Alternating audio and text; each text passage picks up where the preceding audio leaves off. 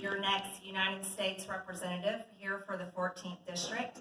And I first want to start by saying I am so proud that this country has a great president, President Trump, who stood up and didn't allow to have a Benghazi, like Obama's situation, and stood up for our American embassy over in Iraq, protects our troops, and I think he did the right thing. I agree with you, Chris. Thank you for bringing that up.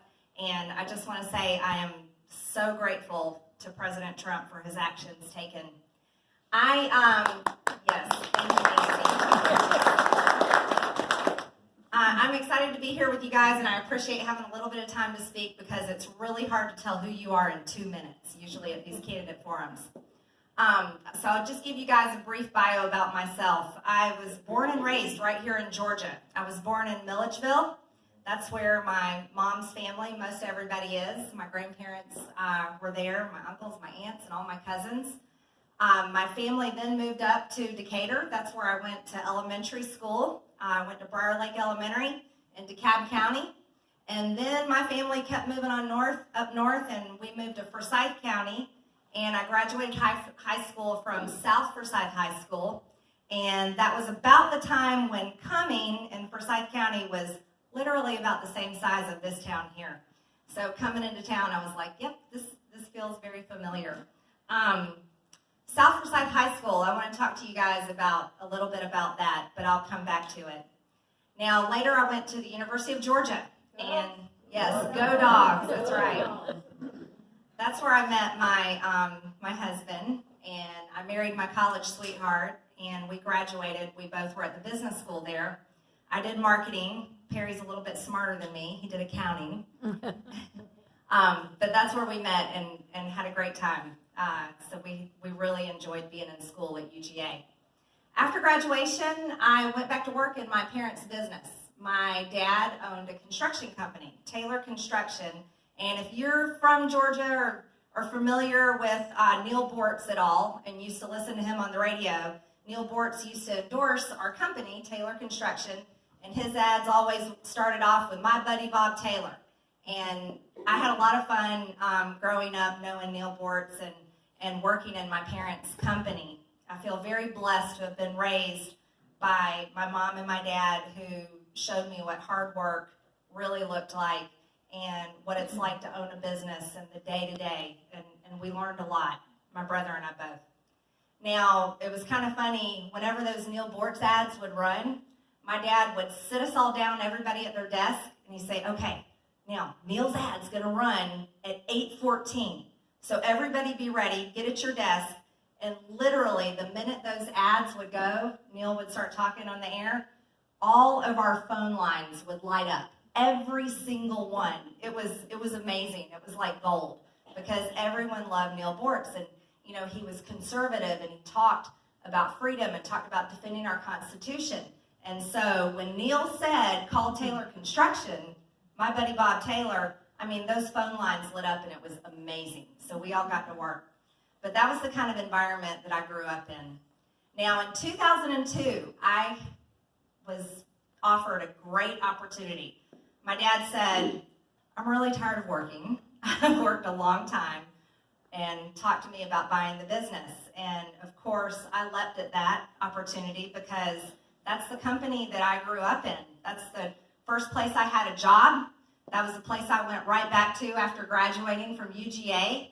And that's the only place I ever knew that I would work. It's the company that put food in my mouth, put a roof over my head ever since I was born. So I was very excited in 2002 to buy that company from my parents and be able to help them into retirement.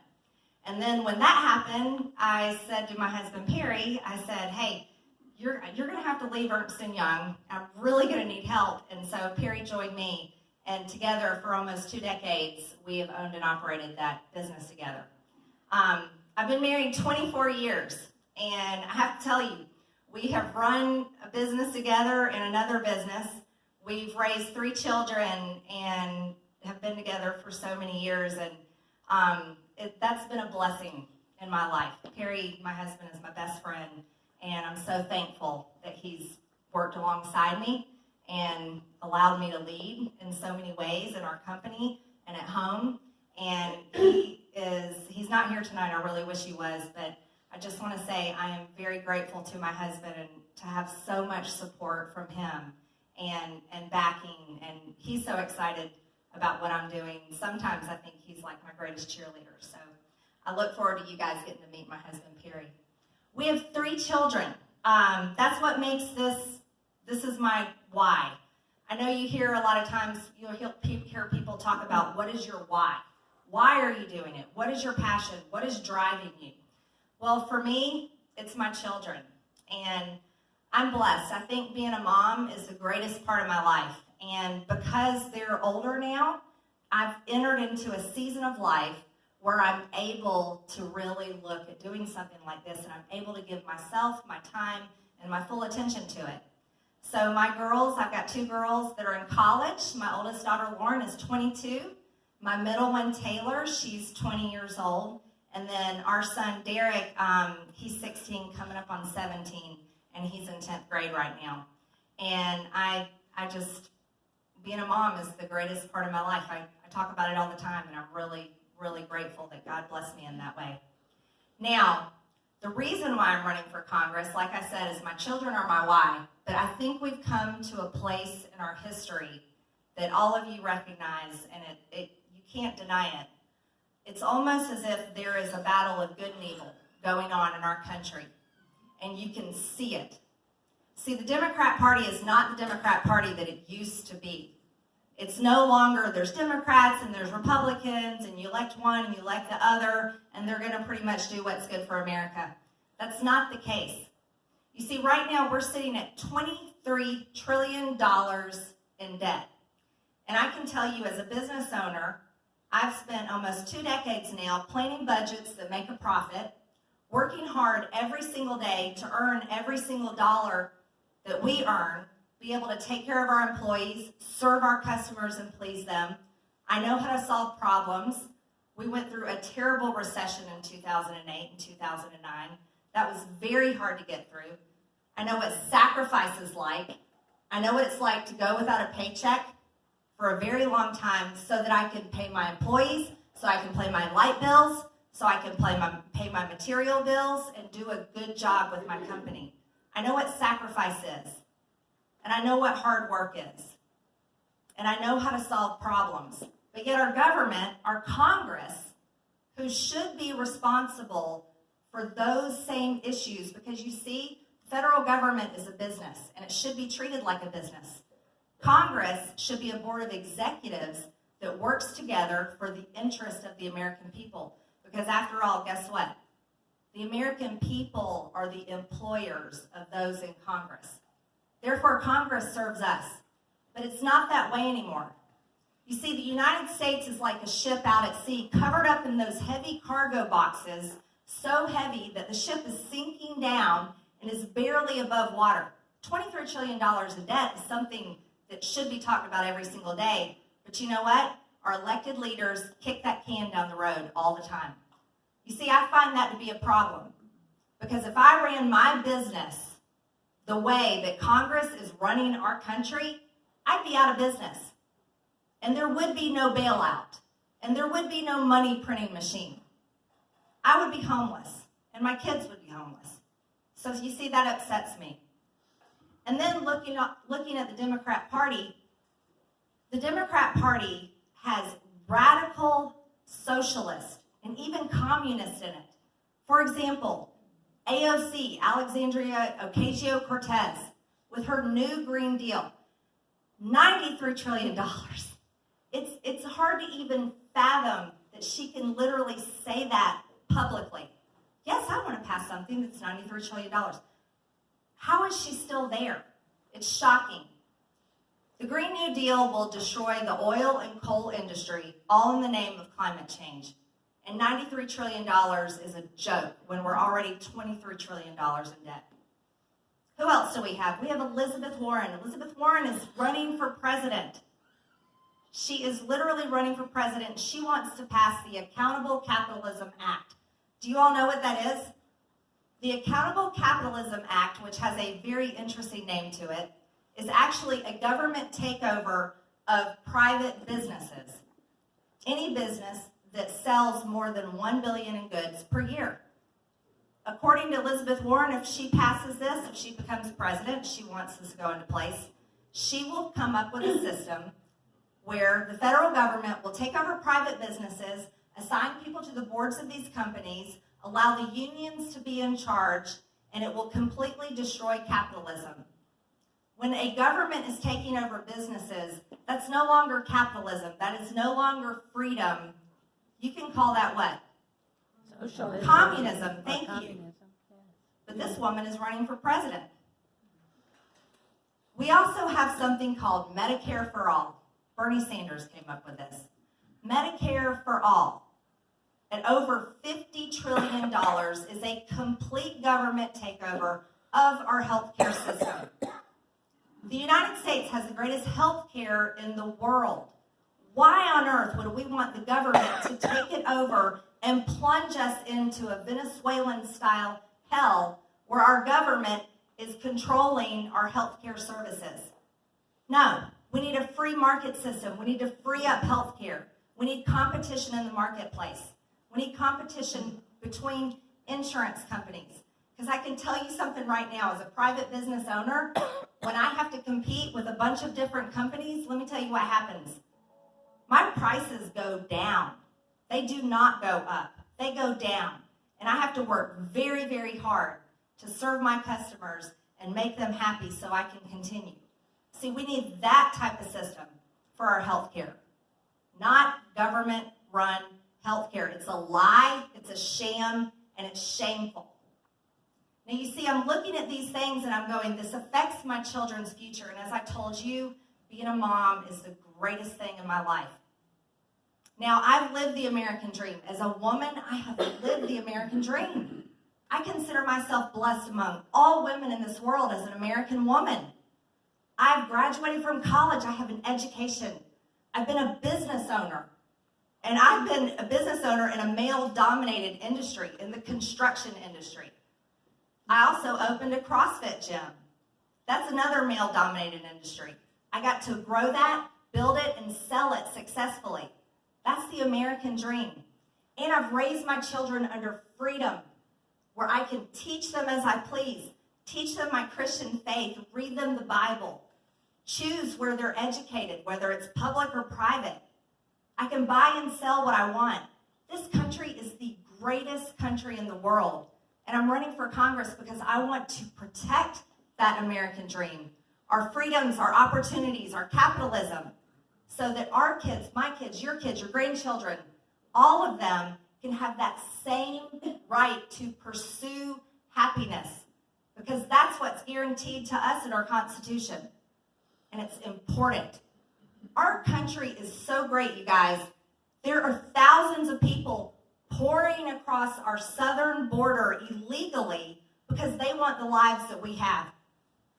How on earth have we come to a place where people want to vote it away and give it up because they think, or they're being told, they're being lied to, that it will make their life easier? Now, I'll tell you the problem. The radical Democrats, they're in Congress and they believe heartily in what they're selling. They believe it, they fight for it, and they never give up. But you see, this district, the 14th district, is going to elect a Republican. This is a Republican district.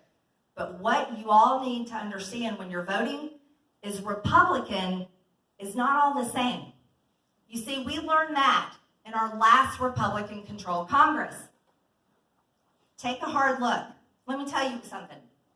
They did not repeal Obamacare. Remember that one? Repeal Obamacare. They didn't do it. They did not fund the wall. I know I went to several Trump rallies. What did we say at Trump rallies? Build the wall. Build the wall. They didn't even fund it. They did not fund it. That's shameful. You know what else they did? They funded Planned Parenthood for $500 million. Funded taxpayer abortion. And when Planned Parenthood wants to say, oh, this money we received, that doesn't pay for abortions, that is a lie. Because let me tell you something. If you give my company money, guess what you're paying for? construction. So it's a joke when they say that that money doesn't pay for abortion. It does. It does pay for abortion. But our Republican-controlled Congress that all calls themselves pro-life, guess what? They funded Planned Parenthood. So Republican does not always mean what you think it does. It doesn't always mean conservative. And that's why the 14th District deserves a very conservative Republican. And that's what I am. I'm unapologetically 100% pro-life. I believe life starts at conception, and I know it did for all of my children. It does for every single baby conceived. There shouldn't be abortion. I believe in our Second Amendment, and I believe it should never, ever be chipped away or changed or altered. I'm fully against gun control. I'm completely against red flag gun laws, and I have a reason. I told you I'd come back to the story about being in high school. When I was in 11th grade, it was the first year that there were gun-free school zones. See, before that, there were, guys would carry their rifles in their trucks. Coaches had guns. Principals had guns. But when I was in high school, it became gun-free school zones. And on September 6th, I'll never forget it, at the beginning of my 11th grade year, one of my schoolmates brought 3 guns to school on the school bus in a duffel bag and took our entire school hostage because he was upset. He had been bullied, which is shameful and it's sad. But he was so upset, he brought 3 guns to school that day, fired his weapon, and was planning to kill people. And you know what? We were trapped in our classrooms. No one could leave. We were terrified for our lives. There was no plan because this wasn't something that happened. But what we did know, every single one of us, me and all the kids, me and my friends, what we talked about is, number one, we had no one to protect us. See, there was no good guy with a gun. Nowhere. All we knew is the person with the gun was upset, angry, and was there to kill people. See, our children should never, ever be left sitting ducks at school. And as parents, we should never have to drop them off at school and know that anybody with a gun could come in and hurt them. That should never happen in America, where we have the Second Amendment, the right to bear arms, and the right to defend ourselves. This is a God-given right, and it should always be protected. See, I didn't walk out of my high school like David Hogg and go, oh, we've got to take away guns. I walked out of my high school changed that day, knowing everyone should be able to carry a gun. Everyone should know how to use it and be able to defend themselves, because this is the greatest right we have. So I'm always 100% for the Second Amendment. I am pro-Trump. I am unapologetic about how much I support our president. I think he's the greatest president of my lifetime and perhaps in American history. I voted for him. I'm thankful for him. I have donated my money to him. I've organized marches on his behalf to the White House. I've organized events. I am so grateful to President Trump for all that he's doing and sacrificing for our country. And I am completely committed to electing President Trump back into office for 4 more years. And that's something that's very important. I am pro-capitalism, and I am not sorry about that. I'm for every single person's American dreams. I want jobs. I want a strong economy. I want America to be the strongest country in the world. We should never, ever be sorry to be Americans. I want to see strength in our economy and jobs for our children's future. That's something that we must have, and we can't let that go. Because like I said, we have people pouring by the thousands across the southern border wanting our jobs. I'm for a secure border. I want to fund the wall, and I want to see it finished. I want to work on immigration. Our immigration system needs a lot of help. Our Flores Act that allows people to bring a child across the border and then they deserve special rights because they're with a child is wrong. We need a lot of work down there, and we can't allow so many people flooding across the border illegally. They're breaking our laws. I want to end sanctuary policies. We can thank Nancy Pelosi and many Democrats for that. Sanctuary policies is like a beacon of light drawing people if they think if they can just get to the sanctuary city or sanctuary county or sanctuary state that they're safe. No. I believe in law enforcement. I believe in ICE. I believe in Border Patrol. I believe in our local police, and our laws must be enforced. Now, I'm also very excited to let you guys know, because I'm very conservative, as I'm telling you, I've been very happy to receive the endorsement of Congressman Jim Jordan. He's the founder of the Freedom Caucus. Many of you have seen him on Fox News, fighting and defending our president and doing a great job with that. So I'm excited to say I have his endorsement, and he wants me to join him in Washington and work alongside him. I've also been endorsed by the House Freedom Fund, which is the political action committee for the Freedom Caucus. And I've also been endorsed by Right Women, who is a political action committee devoted to helping elect very conservative Republican women. You see, we have a problem with women in Congress. There's radical Democrat women that are doing everything they can to tear it apart. Nancy Pelosi, AOC, Rashida Tlaib, Ilhan Omar. We need conservative Republican women that will stand the line, stand up to them, and not give an inch. And I promise you that's who I am. And I'm excited to do that. So I want to thank you very much for letting me speak and hearing me out. And I hope to earn your vote on May 19th. My website is green2020.com. Green has an E on the end. Green2020.com. You can follow me on Facebook at Marjorie Taylor Green for Congress. I have a very active page, and I'm on Twitter as well at MT Green. Thank you very much.